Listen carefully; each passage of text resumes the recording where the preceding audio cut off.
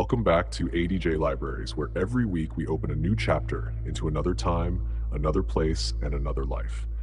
If you're here for the first time, you've arrived just in time, because tonight's story carries the weight of history and the kind of truth that refuses to be buried. For the full archive of extended tales and exclusive audiobooks, head to our Gumroad. The link is in the description. The Letter from Elysium Street. In the spring of 1912, a postman in Marseille discovered an envelope wedged between the wooden boards of an abandoned apartment door. It was sealed with deep red wax, stamped with a crest that no one in the city recognized. The address read simply, Elysium Street, deliver in person. Elysium Street did not appear on any modern map. Locals said it had been renamed decades earlier after a fire consumed half the neighborhood. But the postman was a curious man, and curiosity in his trade was a dangerous gift. He spent days walking the oldest parts of the city, tracing faded street signs, asking questions in cafes where the coffee was bitter and the regulars were silent.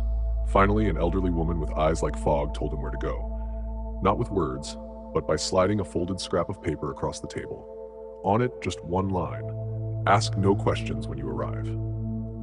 When he reached the location, it wasn't a street at all. It was a narrow passage between two forgotten stone buildings, just wide enough for a man to walk. At the end stood a single house, pale blue shutters, windows closed, the sound of a clock ticking inside, though no one seemed to live there.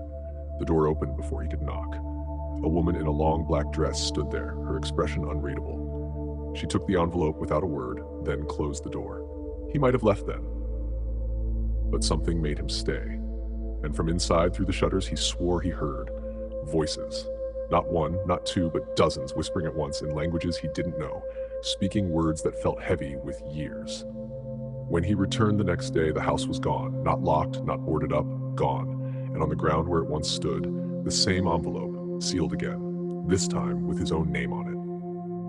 What would you have done if you were the postman? Tell me in the comments. I want to hear your theories. And remember, there's an extended version of this story with the hidden history of Elysium Street and the whispers inside the Blue House, available exclusively on Gumroad.